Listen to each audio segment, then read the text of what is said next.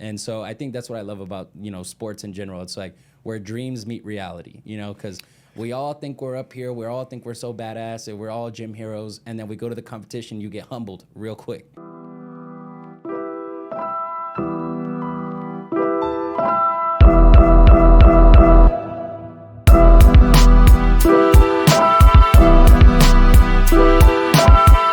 Hey, welcome everybody. Thank you for, once again joining our group here. Once again, today we have James Pleasant. He actually just won his fight, so we are doing a post-actual interview. We want to hear and know everything that went in there and went on. So, please help me welcome James. How you doing, brother? I'm doing well, and yourself? Brother, I am doing better than I deserve. Let me tell you something, man. You look refreshed. Oh, really? I felt like I looked tired. No, do you? No, man. You look refreshed. There's several things that we want to talk about. Of course, the big one is you won. Yes. So congratulations, brother.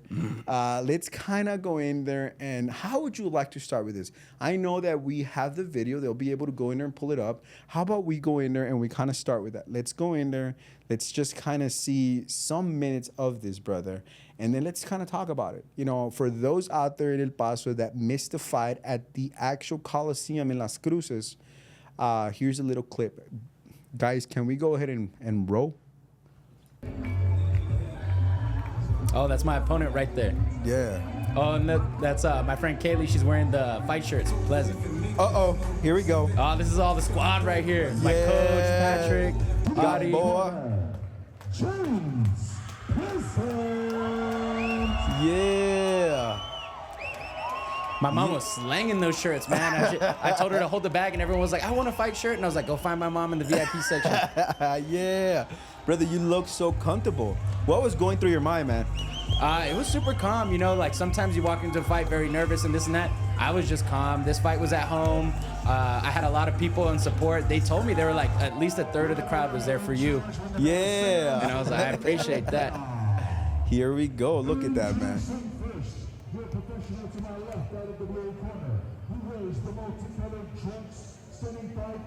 Brother, what was going on through your mind right there, man? It was like, I'm going to kill this guy. And then the ring announcer, he's cool. He's cool. That's Jeff, the ring announcer. I was like, that's my dog. Oh, there you go, Jeff. I've done plenty of events with him like there. So I'm like, yeah, shout out. Shout out to Jeff. There you go. There was actually a picture, because like I told you, I got the belts at this exact same place for the same organization 6 years ago. There's a picture of me and him standing together with the amateur belt, and then they put it side by side with me and the pro belt. Get out of here, dude. That is sick, man. I was like, full circle, man. So your coach is down here. I see Gamboa at the bottom left, right? Right. I can't see him anymore since they zoomed in, but yes, he's going to be here to the bottom left. Man, you're smiling. You look like you're focused, brother. Ready. Should have pulled up my pants over here. Everyone could see my all like underwear and stuff.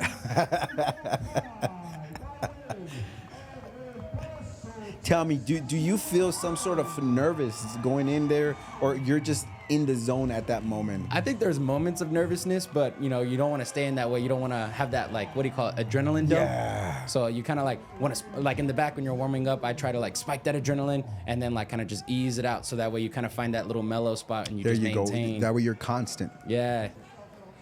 Want to be ready, but you don't want to be overly anxious, if you will. Exactly. Here we go. Man, this reminds me, I got to talk to that cameraman. He was like, hey, I got all your pictures. I was like, hey, send them. And he never did. Well, I haven't followed up with him, okay. I guess.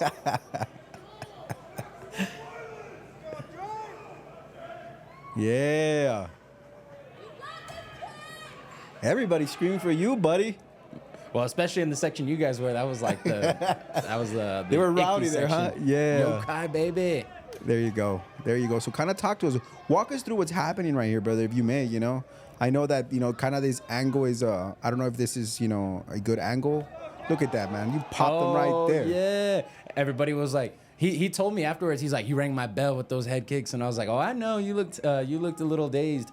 But he was very strategic. You could tell that, he's got some fight experience. He's got more than me, actually, when it comes to pros. I think this was his 11th fight. Wow, really? Mm-hmm, Okay. And this was my 4th. Oh, I was so annoyed right there. I got taken down, but immediately I got up. I was like, no, hell no. There you go. I Threw a saw you. little You knee. just gave him a good knee there on the face. Mm-hmm. So as you're going in there and you're grappling, how are you keeping the concentration in your mind? What are you doing? So I think you get kind of like in a flow state where you're not really thinking too much. It's more just like observing, especially that first round. You're just feeling out the opponent. This is the first time you've ever fought this guy, and everyone's different, right? Exactly. So you're just trying to see all the little things, like, okay, is he orthodox? Is he southpaw? Does he like to throw heavy combinations? Is he light on his feet? Is he heavy? So it's just little things. You're taking little notes and you're adjusting while you're doing that. There you go, brother. He's right there trying to go in there. All right. Right. And then I always hate when we get here. This is my problem. We get to the cage and I'm like, it's just boring. Like, at the end of the day, we're entertainment. And if the crowd's not having fun, it's like, it's just a bad fight. No. Honestly, throughout the entire video, you see that the audience is engaged. Good. They're engaged, and I see your coach down there. You see him in the blue hat. He's screaming at you, right? What is he telling you? Is that Audi right there in the blue hat? Yeah, that's Gamboa right there. What is he telling? That's Nice Coach little uppercut. What is he telling you? Can you hear him? He's saying break away. Yeah. Oh yeah. he's like break away. Keep it standing. Chin down, hands up. I heard that. Yeah, okay, there you go. Look at that right there. So basically, you can hear your coach. Yes, and that's one of the main things you want. Like, there's so many people in the crowd. Everybody's yelling, everybody's screaming. Yes. So, like, is this something that has to be practiced? We do, whenever we go like to spar at other gyms and whatnot, and they always have loud music and other people, and we try to practice like the communication. Yeah, that's excellent. Yeah, because, in the crowd, like 99% of people are fans and they're just screaming like, get him, da, da, da. Like, it's not really helpful advice, right? Okay. Ideally, you'd probably want everyone to be quiet and then just the coach talking. But of course, it takes it's away entertainment. from Yeah, it takes away from it's the also overall. entertainment. But from a fighter standpoint, like you got to really drown out all the noise and just focus in on your coaches. Okay. Now, talk to me. Is there any place here? Because I'm pretty sure you also watch tape. I mean, do you watch what you're doing later on? Have you, or is there a process in there? My coach would laugh. He's like, he knows I don't really like watching tape and stuff like that, but it's very necessary. I'm always like, I don't want to watch. I want to do. Yeah. But no, it's very necessary, especially like on the opponent, right? You watch everything. You want to see all their habits and this and that. And this is one of those events where they didn't really care if people recorded or not. So it's kind of like, well, it's going to be out there. Everyone's going to post and everything. Ooh, took him down. There you go. So Ooh. there you go. So right there, you swept, put him down, correct? Mm-hmm. It was a nice little bear hug to a little dump. Now, you won this fight with something that is called the Ezekiel's choke. And I think it's only been done 3 actual times or 2 times in the entire UFC history. I think they only have a record of like 3 times of it happening. Wow, brother, that is amazing. So can you kind of walk us through, how did you kind of set that up? What was it that went in there and said, you know what? Because I mean, you're dominating right there, so. Right. So as you can see right there, I'm going for like a head and arm choke and stuff like that. To me, it's just whatever they present you. And so at first he was giving me the arm for the head and arm choke, but he fought it really well. So I just postured up. I started throwing some blows. There you go. You game over. You're over. You're mounting him. Right there, though, I was too heavy. I was too high, and what that means is I should have been sitting on his hips, but I was sitting on his stomach, and that's why he was able to squirm some more. Wow. And so I know I made the adjustment because I heard my corner saying, like, you're too high, you're too high. I made the adjustment in the second round when I took him down, and I made sure it was much more secure before I even attempted to kind of like go for anything. No, but overall, like, if you look calm, you look focused, you look like you're in your element. You truly go in there and you're not even gassed. You look like okay. It was like, yeah, I did good the first round. I was like, what is coach telling you right there? He's talking to you. There you go. Damn, he's gonna be mad because I don't remember everything he's saying. But it's more just like kind of what we practice, and then kind of don't overexhaust yourself. It's 5 rounds, 5 minutes. I'm not too sure how many people have went the distance. It's tough. It is tough. I imagine your endurance. I mean, you have to practice that because you said it's 5 minutes, 5 rounds. 25 minutes of fighting. 25 minutes of fighting, brother. Even 30 seconds of fighting is forever. You know what I'm saying? Yes. And that round did feel like it went too quick. I was like, oh, that went super quick. You know, no, Really? what the hell? You know? So as a fighter, when that happens, what are you trying to do mentally there? Like when you're like, wait a minute, this is, my pace is out. No, that was good. It was fine that it went too quick because it was like, okay, this is good. I obviously dominated that first round. I don't have to go into this round rushing anything because, obviously if you're behind, you got to pick up the pace a little bit. So, I almost need him in the face right there. I was so like, oh, if it was just a few more inches closer. So therefore, I see what you're saying. So at that moment, because I guess people, can you explain this to me? Because, of course, you want to go in. There you go. You went on the attack there. Mm-hmm. You went on the attack there. Yeah, you pushed him back. I mean, that fence caught him. Yeah. Yeah, but typically it's never a good idea to stay here too long without any action. It's just boring for the fights. And also it's just exhausting on both of the guys, pinning them down and then all that. So wrestling is extremely exhausting. But then yet again, you are a wrestler by trade. Wrestling background. So therefore, as an individual, having that other person's body, that weight being thrown over you, there you go. You got him pretty good. Right. So if we are going to put him in the cage, of course, there's got to be some damage, with the elbows and the knees. There you go. You're punishing his legs. Yeah, but you look very comfortable. You don't look stiff. You look flexible. Looks like you're going in there and you're actually like studying this individual. You're prepping, you're setting. So that's amazing, man. I mean, it's funny though, because like people I train with, they're like, you did good, but you're like, damn, you look so much better at practice. They're just like, just let it go in the cage. And I'm like, I know. And I'm like, but it was 5 rounds. You know what I mean? I don't want to just come in there and just like, I also want to pace myself into it.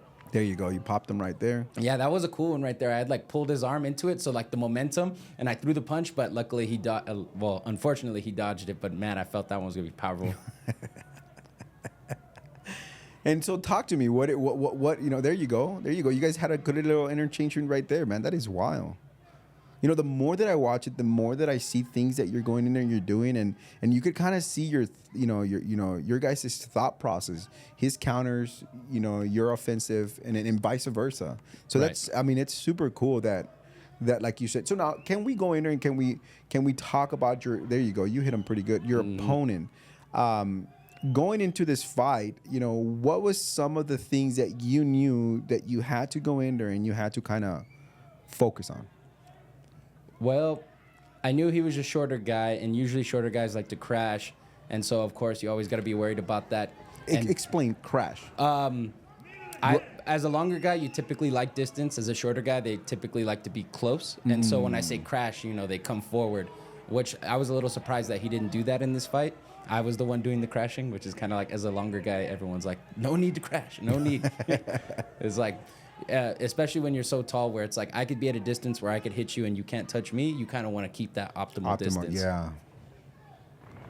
Now, the majority of the fighters, what is the average height? From there you go. You just brought him down. I think this is when this happens, doesn't it? Right. It's shortly after this where the Ezekiel happens.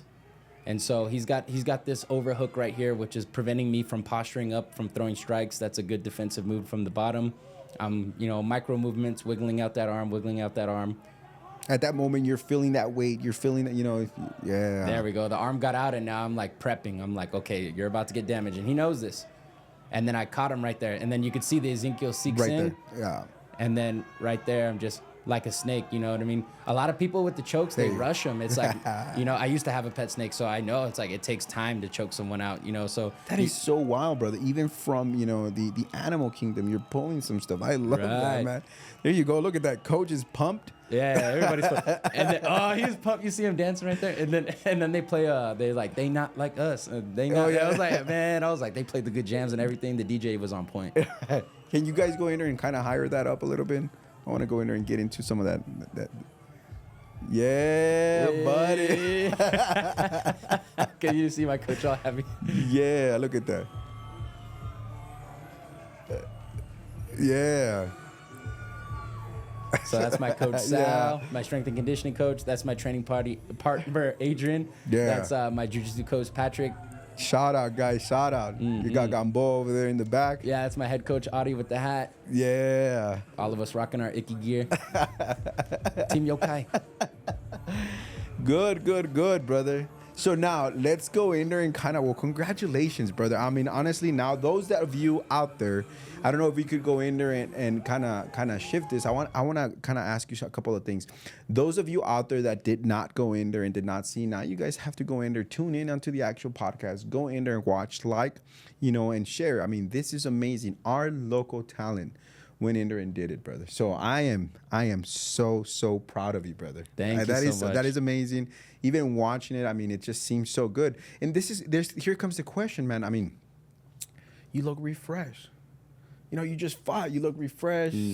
Talk to me. So what did you do? Like, what does James go in there and do? What does him and his team do after you go in there and you just had an actual bout? Oh, we party, man. Like, I was like we party. Like, yeah. Like literally all the prize and show money. It was wasted. And it was like, no, but seriously, we go out to eat. Like, man, we ate really good meals. Like, so we had our weight cut in that, and then we just went to restaurants all day, and then it has to be like lean protein, some healthy carbohydrates, chicken, steak, fish. Yeah. Oh, like, man, it was just like that refreshing. is a party, bro. Especially when you're just like dieting, you're like, okay, I gotta. Your body craves that now. Yes, and it's crazy because when I'm cutting weight, I crave all the junk food, right? It's like, oh, I want Papa John's right now. Oh, I want not Little Caesars, hell no. I was like, oh, I want Whataburger. And then after you've been on a diet for so long, and then you eat the actual junk food, you're like, it doesn't taste good anymore. I'm like, what's wrong? I wanted some ramen noodles, some unhealthy MSG ramen noodles, and it's gonna be refreshing. And then you taste it, and you're like, what the hell? What am I doing? Yeah, it just doesn't taste right anymore.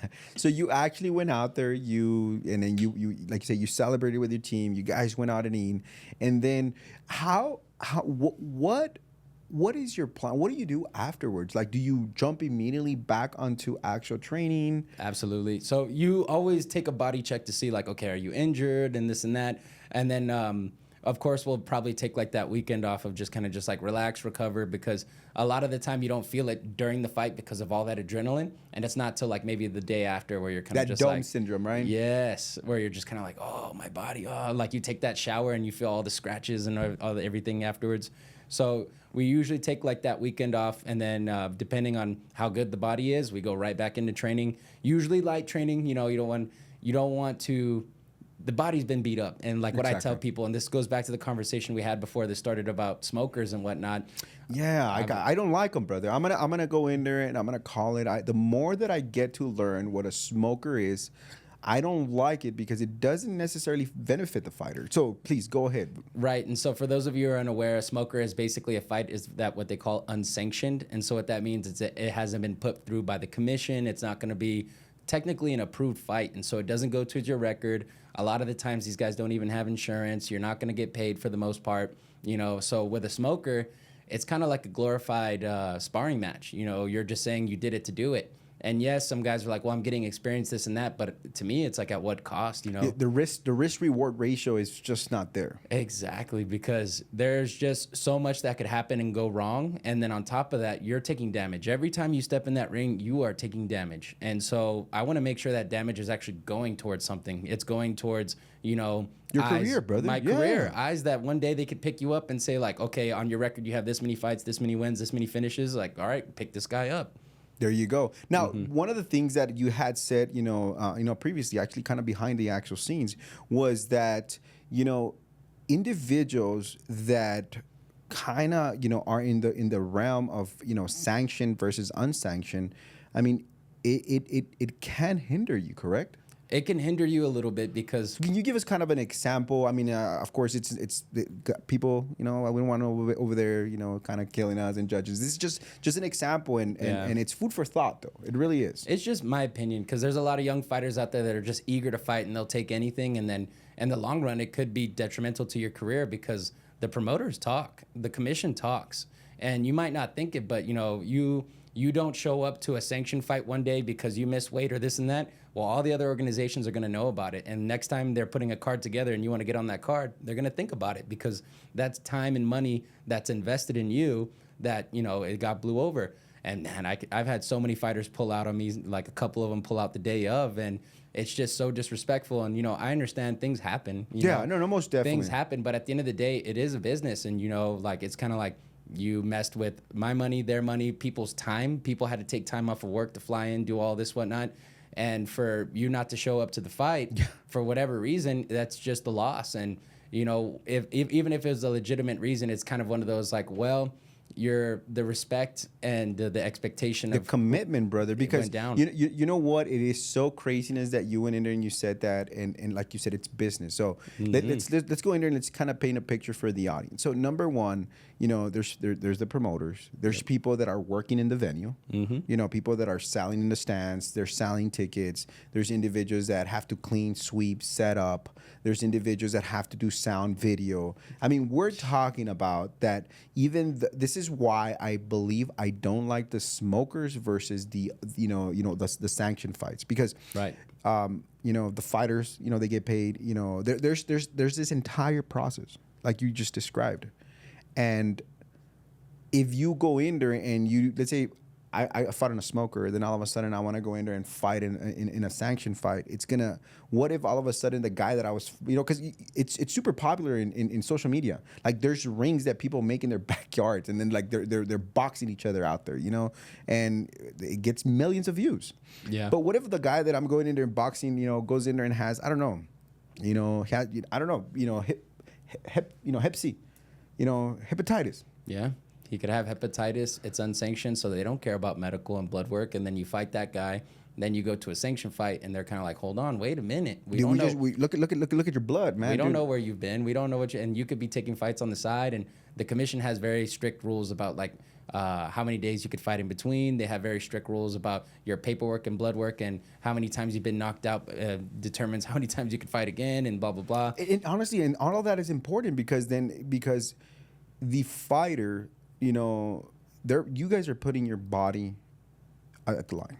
Yeah. And, you know, having game rules is important in a civilized, you know, in any, you know, organized sport. Yep.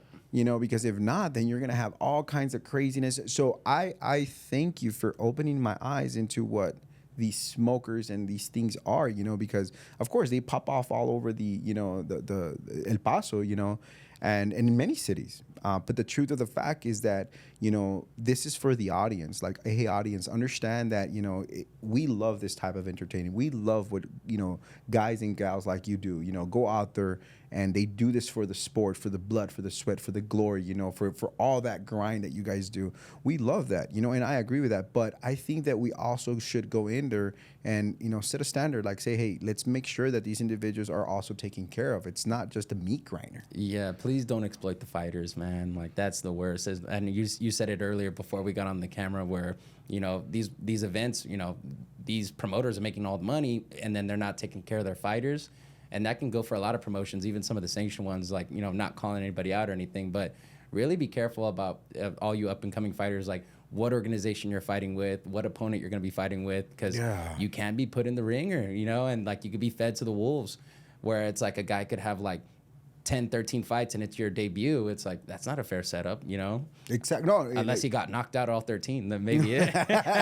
Then go for it. Yeah. No, but I want to thank you for giving these individuals these type of nuggets. Like, hey guys, you know, education goes a long ways.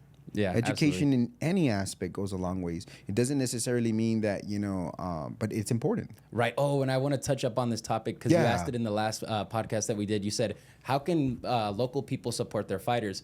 One of the biggest things you could do to support your fighters is buy the tickets from them and not at the venue. You know, there you go. You guys heard that. Yeah. So every single fighter also goes in there. And now let me tell you, because this is also how you know, create revenue, correct? So remember this, guys. If you as individuals want to support your local fighters, you know, of course, you know, if you don't have time but you know, come on, guys, we're in 2024. You know, social media, DM somebody.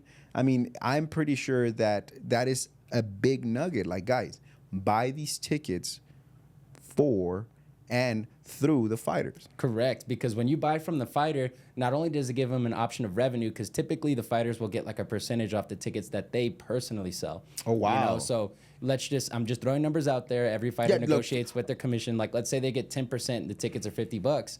Every ticket they sell, that's $5. And then let's say they sell 100, they made $500 on top of their purse. And what I mean by purse is usually they give you like money to show, and then they give you money to win. And so you can go home with show money, win money, plus your ticket money, and then you're over here like, yes, because, you know, fighting is expensive. And there then, you go. Yeah, like we talked on the last show. Yeah. You know, you need your entire team needs to be with you. Yep. Your coach needs to. Right now, there was 4 or 5 people in that stage that are part of your team. Yeah. Plus you. You know, and now all of those individuals, they all got to eat. They all got to rest. They all got to travel. Correct. You know what I'm saying? So I see exactly what you're saying. So, and I think that this is very important because I think it's like anything. You know, you guys we go in there and let's say we see a big fight. You know, like the McGregors. You know, those that went in there and kind of created big buzz because they have huge media behind them. Correct. But that's not the reality for everybody. No, unfortunately, it's kind of like when you see people like, I'm going to be a musician and this and that. It's like, you know, you got these big pop stars and that are making millions of dollars off of everything, but a majority of fighters are not making that much money. You see, brother, and that is so interesting because it's a big pool. Everybody's trying to, of course, to rank up, but not everybody gets to experience that. But we can change that. I mean, individuals could truly go in there and continue to have something to where, hey, just these are the things that the audience needs to understand. Like, hey, guys, buy the tickets from the actual fighters. Right. And not only that, like, I mean, there's other things that you could go in there and support. I mean, you could go in there and, there's so many things, businesses as well. You could support them also by buying a fight shirt from them. Like, a lot of the guys have fight shirts, and, like, that's another way for them to make some money off of it. And, one thing I don't like about any small business when, like, it comes to, like, friends and family, like, oh, I'm going to support my friend's small business restaurant he opened. And then they get there and they're like, can I get free food? And you're like, you're not supporting anything. You're hindering that restaurant. Do you go to Walmart or any of these other places and ask for free stuff? And these are billion-dollar companies. But then you go to a startup that has no money, but because they're your homie, you're asking for free stuff. Yeah, that's my boy. We went together. We went to Isleta together. He'll hook it up or something like that, right? Yeah, and you're kind of just like, oh, but I support. And I'm like, do you really support or are you exploiting? Like, because I hate that. And then they're like, oh, I'm a big supporter. And you're looking at them like, no, you're not. But, like, you know what I mean? Like, thank you so much for your attempt at support. Like, no, but honestly, this is a call to action. Everybody out there, look, guys, El Paso is a growing city. El Paso is a marvelous city. It's filled with beautiful individuals. I would really go in there, and I believe that if we continue to push this message, El Paso will go in there and think about it. This is your local talent, guys. This, right, like James is going in there. He's representing, once again, shout out to what high school did you go to, brother? Franklin, bro. Best in the West. What are you talking about? There might only be 2 options, but we're number 1 out of those 2.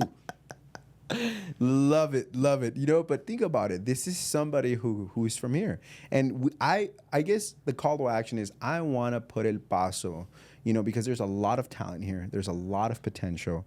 And we truly want to go in there and we want to say, hey, guys, just remember this. And it's 2024, so there's no excuse. You could DM individuals. There is the internet. There's phone number. There's Instagram. There's a lot of things that we could go in there and kind of use to go in there and support you. No, and I want to highlight the whole support thing because I had some people where they bought tickets from me, they bought shirts, and they posted it, and then they tagged, and then I had so many other people that were like, hey, I saw on so-and-so's Instagram that you're selling fight shirts and you had a fight. I had no idea, blah, blah, blah. I want one. That's support right there. There Not you only go, did they guys. buy a shirt, they bought a ticket from me, they posted it, other people came to me, bought the same thing. That's support, Exactly. So then you know what? You see that, guys, honestly, and even things like this is look, El Paso. The beautiful thing about it, like things that James are doing, he's doing things legitimately, he's doing things honorably. And not only that, this should go in there for all you young individuals out there that want to aspire to do things. He's dropping knowledge, guys. Stuff that pretty much, the more that I'm getting to know, it's somebody explained it to me. I'm not gonna say who it was, but but even the actual the fight world in itself, it does go in there, and there's a lot of kept secrets that people don't kind of want to tell you because it's also a competition. It's competition. So, but the fact that you're willing to go out there and just let everybody know, and you're so open. You know, it's amazing. I want to thank you. I truly want to thank you, man. Well, I think of it from like, you know, I remember when I first started, I was like 18 years old, and you know, you're young and dumb. Fresh. You're just fresh, and you're just like, I'll fight anybody. I'll fight this. I'll do it, whatever it takes. And then you go through all the bullshit, and then you're kind of just like, oh, damn, okay. You know, some things are not worth experiencing, okay? There you go, guys. Like in how it says in the good book, you know, a wise man learns from others' mistakes. Yeah, no, learn from my mistakes. So, brother, let me ask you this. So you said something that I kind of want to highlight. So, you know, going from when you started, you said when you were 18 until now, talk to me about that growth. What did this fight do for you at, you know, both, you know, personally and career-wise? You know, you won. I mean, brother, you must be riding in the top. The stars are aligning for you. Talk to us about that. So personally, obviously, like I was telling you guys earlier, like for this to be the place I started, I got my previous belt in here, and you know that's why I just came in there kind of just like, enjoy the moment. And that's what I tell a lot of these guys, because you see them there at the weigh-ins and they're so nervous, and I get it, you know, like they probably don't know anybody in there. Okay. It's probably like their first fight, you know. And they're kind of just like, and everybody, it's like a sharks. You're walking into the lion's den. You know? There you go, like Little Red Riding Hood. Huh? Yeah, and so you know when you've been in there a little bit and you kind of already know how the game goes, you're kind of just like, you know what I mean. This is just another day. This guy is just another person, just like me. You know what I mean. You feel a lot more comfortable. You're mature because you're mature. Like you're a lot more wiser. So. Yeah. So in the personal side, how is this, you know, affecting you personally? Because that's your career. I mean, of course, if you want to say more on that side. Yeah, no, I think what we had talked about, martial arts definitely brings a lot of discipline. You know, like I remember because when I was in wrestling, the coach would always say, he's like, you're a wrestler. Like this is like one of the hardest sports there is. Like nothing in life will be as stressful as you being here in this room, training, cutting weight, doing all that. Oh, especially cutting weight, man. You know, let's talk about it. It's just it requires so much discipline. And then people are like, "What's the secret? What's the secret?" There is no secret. You just got to do it. You know, like it's what's that guy say? Everybody wants to be big, but no one wants to lift the damn weight. You know, it's like everybody wants to be thin and all this and that. It's like you just got to stop eat less, work out more. Like there you know. Go. So now let me go in there and let me ask you on that in regards to the whole weighing aspect. I mean, 1 pound over, if you bust tape, what happens? Even an ounce over, you know, at that point, you've technically breached your contract, because your contract says you will be this weight or less. And so if you don't make that weight, usually what they'll do is they'll give you like a grace period where it's kind of like, okay, we're going to give you an hour or two to cut the weight, come back and weigh in. 1 hour, bro. It just depends on the organization and how willing they are to work with you. Yeah. If, like, let's say, for example, this last fight, they had 16 fights, you know, so if they really wanted to, they could have been like, no, we don't need you, because at that point, it's just too many. And people who went to the fight, they had a good time, but they were like, I didn't realize how long it would be. And I think normal cards I've seen are usually like 8 to 12 fights. But usually what happens is, so many people drop for whatever reason that they always overbook the fights. So it's a strategy in itself. It's a strategy thing, but in this particular case, like everybody was on it. Like, you know. Hey, you even said earlier that the place was packed. Like they had to turn people away. They had to turn people away, which is unfortunate if you got turned away. But man, there were some good fights. You know what? Let me tell you, El Paso, Las Cruces, I want to thank you for supporting. I mean, that is what I'm talking about. Like you guys filled the Coliseum up. Absolutely. That is what's up. So let's kind of go in there and let's kind of talk about this. So some individuals went in there and kind of got turned away. Are we gonna have another one? What's gonna happen? What like kind of nugget can you give the people out here? You know. So there are some talks about having another fight in Las Cruces later this year. Keep your eyes open for maybe October, November timeframe. But you didn't hear from me. Okay. Now let's kind of go in there and talk about. So I want to set this up because last time we kind of did this basically like a week before. You know what I'm trying to go in there and say? So now that we know that we have a projection of a few months away, can you turn to the camera and kind of once again remind people like what can they start doing now so that when because I'm pretty sure, who knows if it's going to be here, who knows where it's going to be at, right? You might have to travel. So what can people begin to go in there and do now to say, hey, you know what, let's go in there and let's back you up? Yeah, one of the biggest things they could do is, like I said, you know, I have so many people that support me that do not like my fighting, that have never been to a fight. They just don't like fights in general, and I get that, but they support me as an individual. And, you know, they're like, I see that you have ambition, you have your goals, and you're steadfast on them. Like, you know, I appreciate that, and just know I personally don't like fighting. I appreciate that. You know, and those people will still forward the flyer to their friends. They'll still refer people. They'll maybe still post about it. You know, that's things that don't have any monetary value that you could still provide support. I had one guy, actually a couple guys, that were like, when's your fight? I want to see you. It's like this day. Oh man, I'm going out of town. I'm like, oh, it's okay. But you know what? I'm going to buy 2 tickets anyway and then just give them to whoever, you know? No way. And it's That like, is so cool, I've had dude. a couple people do that, and it's like, wow, man, like if you have the money, like, you know, if the tickets are $30 and you just buy it, like that goes a long way. If the shirts are $20 and you buy it, it goes a long way.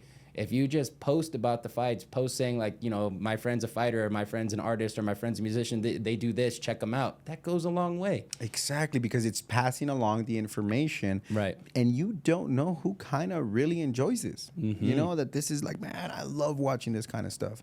You know, so that is, so once again, you know, to our audience, guys, if you guys could go in there and, you know, support, you know, James in that way. Right now, we do have your actual Instagram up.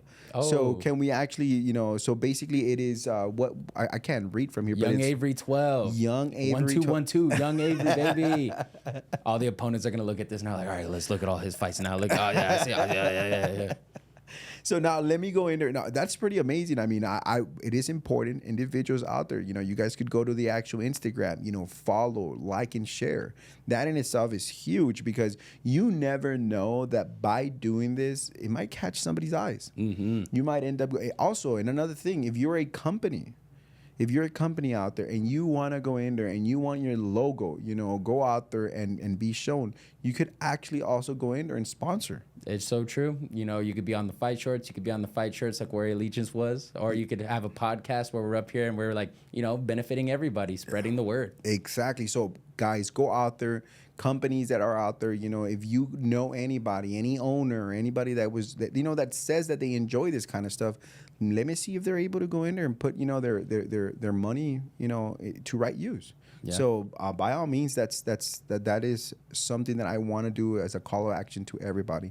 Now, brother, one of the other things that I wanted to kind of go in there and talk about is, you know, can you tell us a little bit more what the future holds for you? Like, what are your plans? What are your dreams? What are your goals, brother? The goal is UFC. You know, that's always been the goal. I think that's every fighter's goal. It's like they want to go UFC, Contender Series, Ultimate Fighter, one of those things, you know, maybe one. I don't know if Bellator is even still a thing, but Bellator, you know, that's always been the main mission. The main mission, it's like, we're going to make it there. Okay, so now can you go in there and can you kind of give a roadmap to individuals on what is your plan to get there? So me personally, everyone's plan is going to be different. Everyone's situation is going to be different. Me, I always had the idea that, you know, I still want a backup plan because at the end of the day, like, it is a sport, you know, and you can't be an athlete forever. There's got to be, you know, what I think the average age for fighters on UFCstats.com, I had a little spreadsheet. I do spreadsheets. My friends know I'm a nerd. Like, I look at all the stats. I'm like, okay, they're around 33 years old. That's when you look at like the top UFC guys. They're usually around 33, and it's like, okay, so, you know, I'm 29. You know, and then you also have to look at kind of like, when do people get signed? When do they get picked up? Is it usually before they're 30? Is it after? And you know, everybody's road is different. It doesn't mean like, oh man, they don't, you know, I'm 30 now and it means it's too late. You know, what was it? Alex Pereira, he didn't get in until like he was like 34, and then he became like a champ like 2-3 years later. So it could be anybody. And then you have people like Dan Henderson who fought all the way till he was 40, you know? So, you know, but either way, even if it's 40, like, lifespan 80, like, what happens after you're done fighting? So for me personally, I went and got an education. I got a job. I'm an engineer by trade. And so that to me is, I found a job that, you know, is flexible with their schedule. It's remote, so I could travel and train. I keep them informed about my fights and whatnot. And even the previous job I had, they were very supportive as well. A lot of people would come out and this and that. And so it's just, to me, I always felt like I need to be financially secure because this is sports. It's a gamble. It's, you know, any sort of business in the entertainment business, you're probably not going to make a lot of money off this. Matter of fact, most of my fights, I was losing money, you know, because of like, you know, like we talked about previously, like the travel expenses, the medical, the gym, if you have a manager, your equipment, you know, if you get injured, you know, things of that nature. There's just so many things and factors that get involved that, and you only fight 3 to 5 times a year.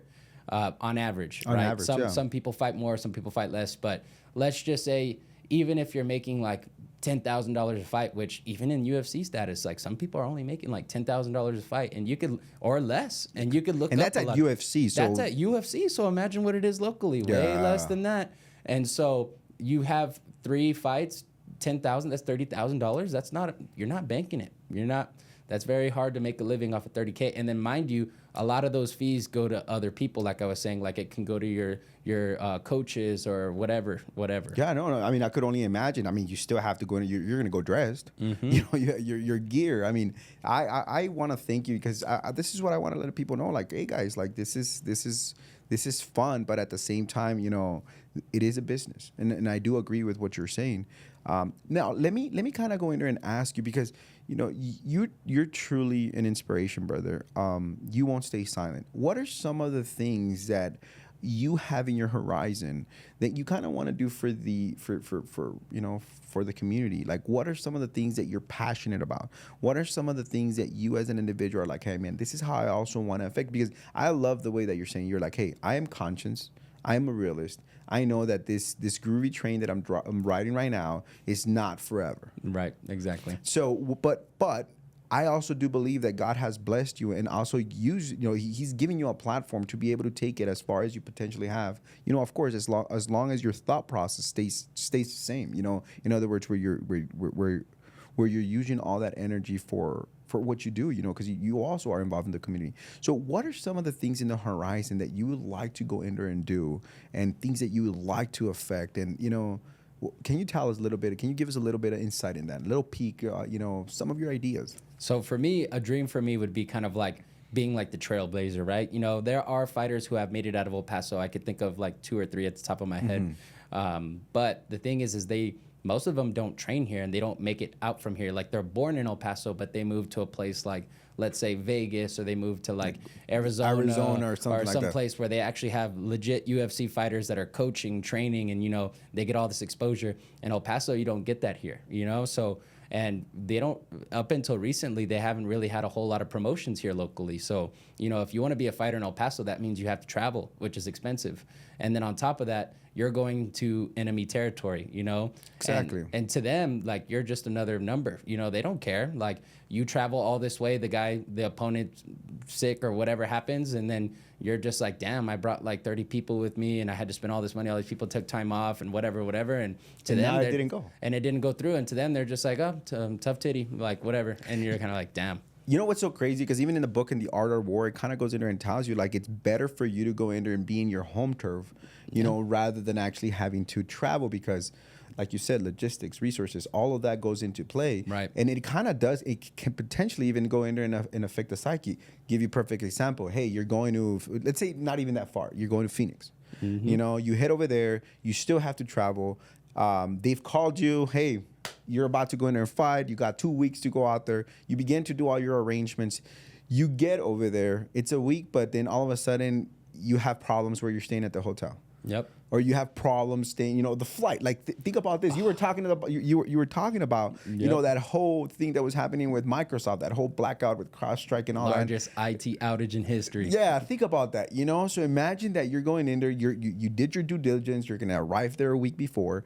But now you're in crunch time. Now you got stuck in Dallas because, you know, I don't know. I mean, it has happened before where you fly to Dallas to get to Phoenix. I don't know if it's happened to you. But right. The connecting flight, something Yeah. happens and it's super stressful. You're cutting weight and you got this, like, everything on your mind and all this other stuff. Like, Man, so let me ask you. So, where were you headed? You were saying that, I guess, are you wanting to go in there and kind of, like you said, being a trailblazer?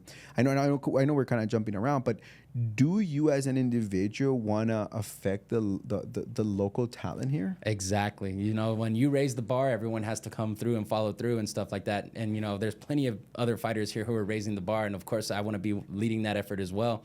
And so a goal for me would be, like, if I make it to UFC, you know, and I open those doors, I could let them know, like, hey, you know, there is some talent out here, you know, that are worth looking into. And like, you know, we could be that conduit. And then maybe we could start bringing those large, big gyms. Like, you know, everyone knows about Jackson's. Everybody knows about all these other places. It's like, well, we could have something like that here in El Paso. And then you just kind of need at least 1 or 2 guys that are like, not only am I from El Paso, but I train here, you know, and I'm like, I could still be here and still be at, you know, high level UFC competition. Of course, I do my traveling and I do my training and all that due diligence, but, you know, this is home base. You know, I don't need to go all these other places and be like an outsider or like the enemy or whatever. It's like I could be right here at home and I could be making something happen.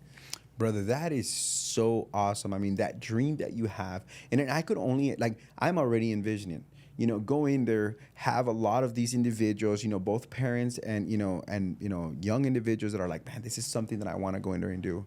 And I think the reason this truly turns me on is because you're saying, hey, you know what? I want to do it legitimately. I'm not going to put these individuals in harm's way. We're going to make sure that we do it correctly. We're going to make sure that we prep them up so that they actually have, you know, actual debuts or bouts that are sanctioned. So therefore, you're taking care of the individuals, brother. That is very commendable, man.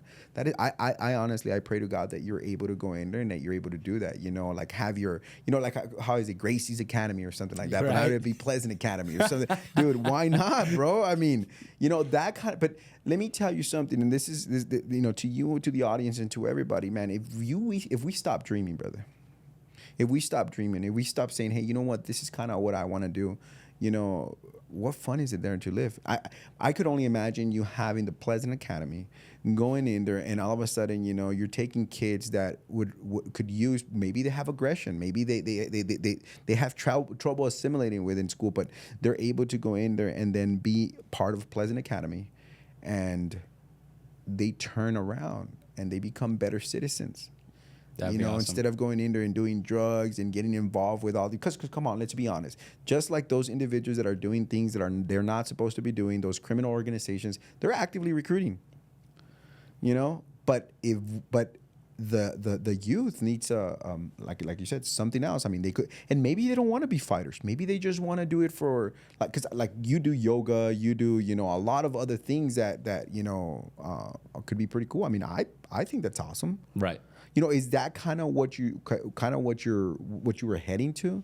I've always been the kind of person, like, I follow my dreams. You know what I mean? Like, if I want to do this, it's like, if I want to do yoga today, I'm going to do yoga today. If I'm going to do acting today, I'm going to do acting. If I'm going to make jewelry, I'm going to make jewelry. Like, you know, I made this necklace, like whatever, you know? Yeah. I just it's funny. I think I talked about it last time. My dad's like, okay, what's your hobby this time? And I'm like, okay, I'm making tea now. I need a tea infuser. And he's like, oh, okay, that's what you want for Christmas? Yes. And he's like, what's your hobby now? I was like, archery. And he's like, you want archery? What? It was like, yeah, I want a compound bow.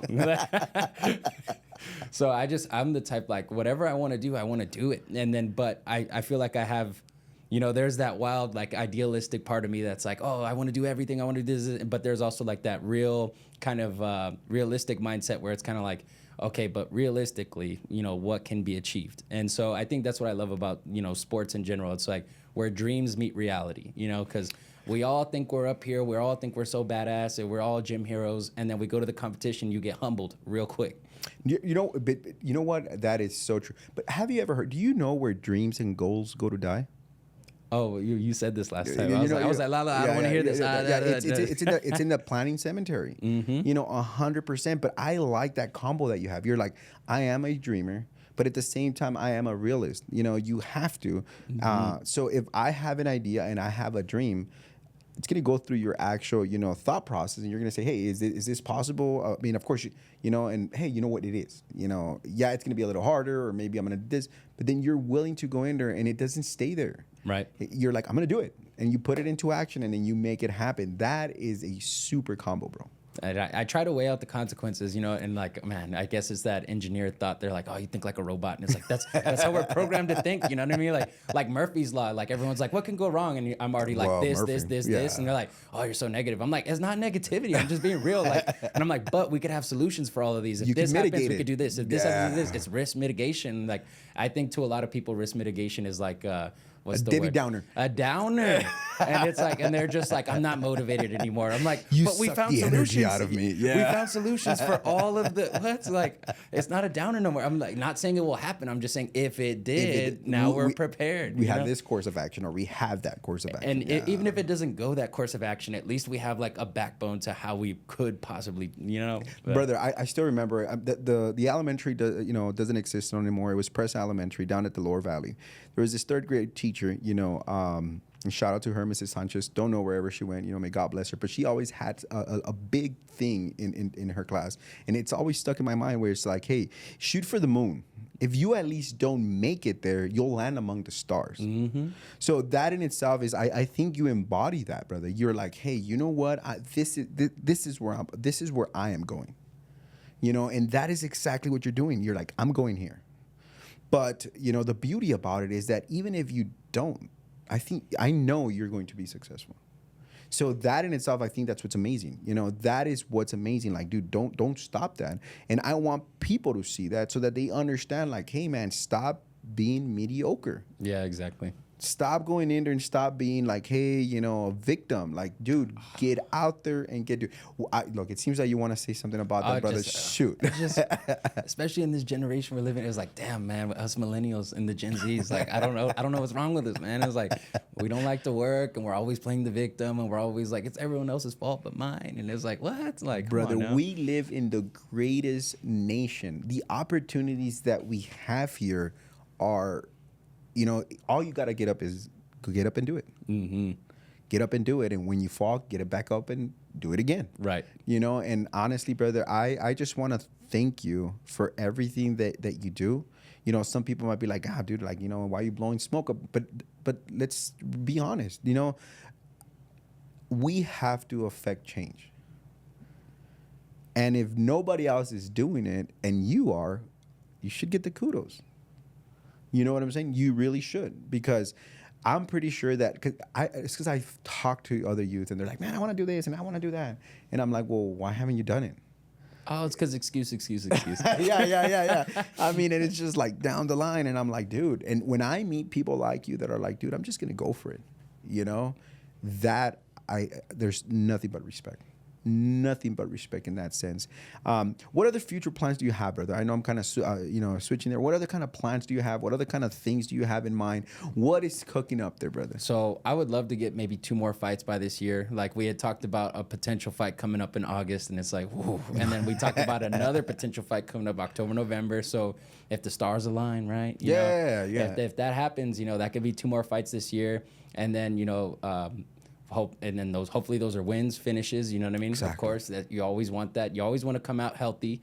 You always want to be able to fight another day, and you always want to, of course, you want to win in dominating fashion. So that's the goal there. And then hopefully that could be enough to get picked up by some of these larger organizations. Like, last year I fought for LFA. Huge deal. I was on Fight Pass. It's like, man, that's awesome. And out of the local talent, we had a lot of local talent on that card, pros. And I was one of the ones that got to be on televised. And so it's like, that's great. And so that I would like to have 2 more fights, get picked up by some sort of large organization. It'd be nice to be on something like Ultimate Fighter, Contender Series, something like that. And so that's the goal right now. Dude, that is honestly, just, stay focused, keep your eye on the brass ring, put the Lord first. Believe me, brother, the rest of the stuff is just gonna go in there and it's gonna happen. Fall in place. Most definitely. Brother, before we leave, can we go ahead once again, put the actual Instagram on, and can we go ahead and where else can people go and follow you, know about you, and everything? I mean, can you please guide the audience to where you want them to go? It's so funny because like my Instagram's Young Avery, and they're like, "Who's Avery?" And I'm like, "Cause my name is James Avery." And they're like, "Why don't you just put your name?" I'm like, I did this. You can't find me." Hey, you know what's funny is I'll give this quick little story. Yeah, before go, please. No. We got all day. I used to have like my profile on private and all that, and I purposely put Young Avery because I didn't want people to like know me or whatever, this and that. But one time I went to a jiu-jitsu competition, and then like I did really good, and they didn't expect it from me. And this was in Arizona, and the people were kind of like, "Hey, we want to put you on game. We want to like promote you and this and that." Like, but like nobody knows nothing about you. You don't like post nothing. And then even when you do, like you're on private. So people, and I was like, And so it started to click. I'm like, okay, marketing is part of the game too. You know what I mean? So I opened it up. I post a little bit more. You know, I still get shit for not posting enough. But I'm young Avery 12. This is me on Instagram. And then on Facebook, just James Pleasant II, you know, because my dad's the first, you know. So there we go. If you want to follow him too, that's cool, I guess. But how old are you in that picture? Oh man, that's got to be old. When I was probably like 21. That's how you know I don't keep up with this. But there you go. So you have basically, say it once again. You have Young Avery 12. 12, Young Avery 12. Some people say Young Gravy. And then we also have James Pleasant in Facebook. Mm-hmm. Awesome. But is there any other, social media platform where people could follow you? No, that's it for right now. But if you guys follow those ones and something else comes up in the future, I'll let everybody know. There we go. So guys, once again, now if they want to, is there a phone number, a web page, anything like that people could kind of go in there and be like, hey, you know what? I guess if you want to call me, my number is 915-356-0770. But don't be weird about it. I don't want to block you. You know what I mean? Like, there you go. So you guys got that, So therefore, I just truly want to go in there and thank you, brother. I hope, will you be willing to go in there and say that if we do go in there and we get an actual potential next bout, would you be willing to go in there and say, hey, you know what? Sun City SITREP, audience, we're going to go in there. Hell yeah. And you guys will go in there and find about it. Hey, you guys heard this, guys. You guys Sun heard City, this. baby. El Paso, Chuco Town, 915, man. Like, see, that's the goal. It's like, like Khalid, he's over here like, boom. And everyone's like, what's El Paso? What's El Paso? Exactly. He's not even from here and he's repping El Paso. The Joneses brothers. Oh, yeah. I was just out there at their actual game. Right. That's the kind of stuff that I'm talking about. Exactly. You know what? And pretty soon, I'm telling you, there's going to be that Pleasant Academy, man. It's gonna be the best. You just watch, brother. I want to really thank you for your time today, brother. Audience, once again, I want to thank you guys. Please like, share, and follow. And you guys already heard it. Support your local talent.